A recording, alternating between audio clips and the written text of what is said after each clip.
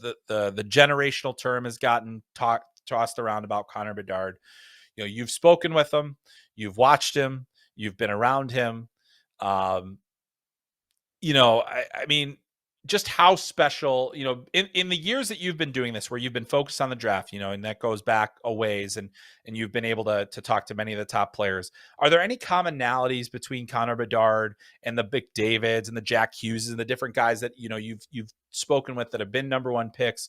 And then maybe what are some of the things how are the ways that you found him differently? Not just as a hockey player, but as a person, having had more interaction with him. Yeah, great question, Chris. And I'll say this: two things here.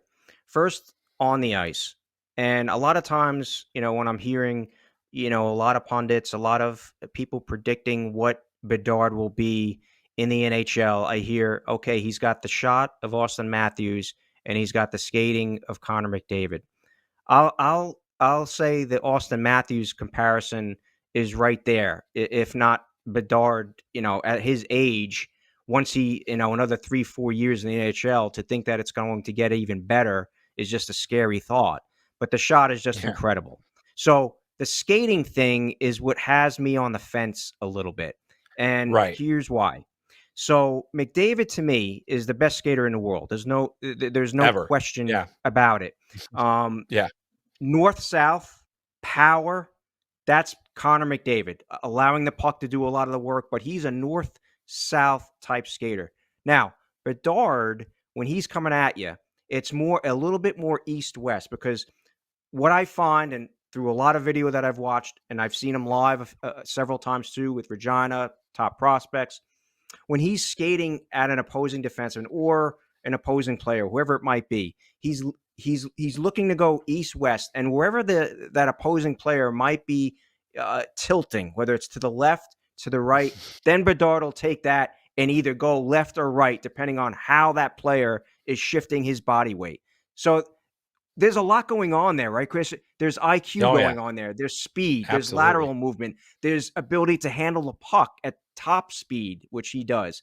So while I do think he's a very good skater, it's different to me than the way Connor McDavid skates, and it's a good thing. He's a powerful skater, and who knows? He's got the legs. He's got the tree trunks. I mean, it's ridiculous. Watching him on the he has a great lower body. Yep. Yes, it's like Marty St. Louis, right? So he's eventually going to get there with more training, and he'll eventually maybe be able to do what McDavid's doing now. But for now, that's the way I see Bedard.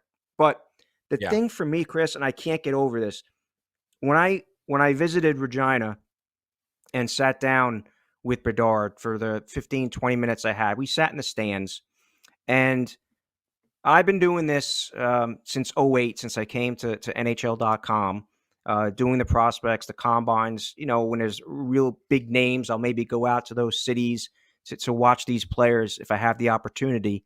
And I had the opportunity here to go out to Regina. I had a chance to sit down with Melanie Bedard, Connor's mom, and we chatted about his life, what it was like growing up, how great a player he is, where he gets all this from, the hardworking family that he's with his dad being a logger.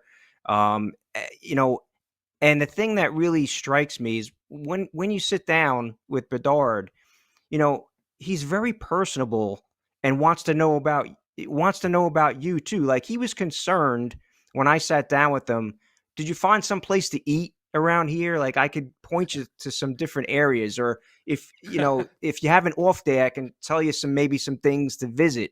Just stuff like that. Like, I've never had a 17-year-old kid prospect do that. And to me, it might sound crazy, Chris, but it just kind of sets him apart. Like, those are the things that I remember when you speak to these kids. And the other thing I'll say is that Regina had 2 big autograph sessions during the course of the season. Both times they started at about 6:30, 7 o'clock Regina time.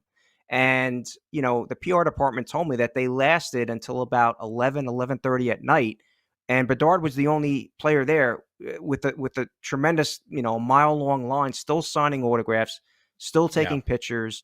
So it's something that's, ingrained in him. It's something that's very important to him, the fans. He always talks about the fans.